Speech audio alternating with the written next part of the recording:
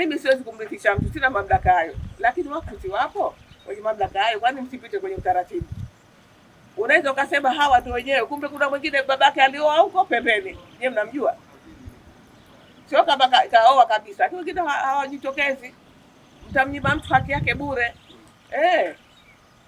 Hasa mkuniambia mtu karithi, na pia hapo sipagusi hapo. Pelekeni kwa sababu mimi sina mamlaka ya kurithisha. Kwa hivyo tena taratibu na sheria tunazo tutakwambia hii hairuhusiwi, hii hairuhusiwi. Kwa hivyo hao wasira wa Marekani tu nani hapa wasiendelee hapa. Na chochote mpaka tujiridhishe na hichi ambacho kimetokea hapa. Wizara ya Ardhi na Maendeleo ya Makazi ikishirikiana na Kamisheni ya Ardhi tumekuwa katika mwendelezo wa kutembelea maeneo mbalimbali. Miongoni mwao ni haya maeneo ambayo yana migogoro ambayo tumekuwa na utaratibu wa kwenda kuyasuluhisha na kuyapatia ufumbuzi wa kudumu.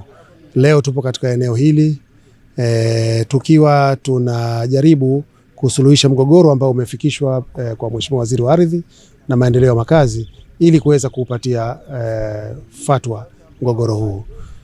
Wapo wananchi ambao wamejaribu kuuza maeneo ambayo tayari yalikuwa yana hati na hati hizi zilikuwa kwa ajili ya makazi, na sasa tumekuwa tukisisitiza suala la kufuata sheria, kwa sababu katika kadhia hii sheria hazikufuatwa, kwa maana kwamba kuomba kibali cha waziri kulikata au kulipunguza eneo ambalo limetolewa kwa ajili ya makazi ili liweze kutumika kwa matumizi mengine ya kiuwekezaji. Hapa tunaona kuna kadhia ya kuhusishwa wageni, kampuni ya kigeni ambayo imepatiwa eneo hili. Sasa kwa mujibu wa taratibu za kisheria ni kwamba lazima Waziri wa Ardhi aombwe ridhaa ya kuweza kubadilisha matumizi ya maeneo hayo na kulikata eneo ambalo lilitolewa kwa ajili ya makazi.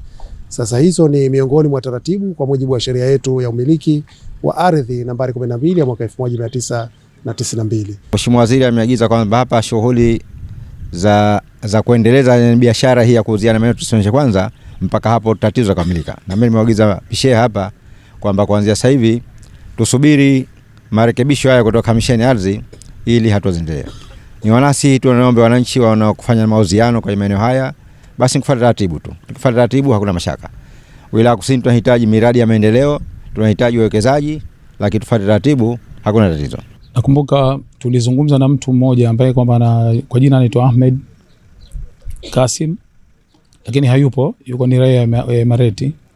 Kwa hiyo tulikubaliana kwamba tulikuwa tuna kiwanja kule ambapo baada ya muda fulani kiwanja serikali iliamua kwamba kiwanja kile inakihitaji na serikali inataka kukichukua, tukaambiwa tusiendeleze swala lolote kwamba serikali kuna mradi wa bandari. Nikasema sawa, kwa vile Ahmed mimi siwezi kumdhulumu haki yake, nikazungumza moja kwa moja na Ahmed moja kwa moja, na nilizungumza Ahmed kupitia kwa Mheshimiwa Dimu, kwa sababu kwa Mheshimiwa Dimu alituita pale Kiswahili tukazungumza, nikamwambia bwana hilo swala halina tatizo, inshallah tutalirekebisha limalizike. Kwa hivyo tukatoka zetu hapa tukaja katika site tukaoneshana kiwanja tukakubaliana. Kwa hivyo baada ya kukubaliana nikamwambia mimi tusubiri kwanza mpaka nitapokuwa tayari tutapeana hivyo, lakini kwa bahati mbaya nzuri Ahmed akawahi kuchukua pesa kutoka kwangu mimi dola 30, na yeye mwanzo aliwahi kunipa mimi dola 180, na pili mimi nikamrejeshia dola 30 na kana nikamrejeshia na milioni 20 ambayo alichukua vitu vya ujenzi katika duka langu. Kwa hiyo baada ya muda tukakubaliana moja kwa moja, akaniambia bwana itabidi sasa, bora umeona serikali inachelewa kulipa compensation, kwa hiyo nipatie pesa za kwangu zilobakia. Nikamwambia bwana twende tukafanye hesabu katika eneo la kwangu, uchukue kipande ambacho kipande hicho kitafidia kwa pesa za kwako wewe na pesa za kwangu nyingine utanirejeshea. Lakini cha kushangaza mimi moja kwa moja nikaamua kwamba nilipokuwa ninatoka kwenda hija nikamkabidhi ile hati.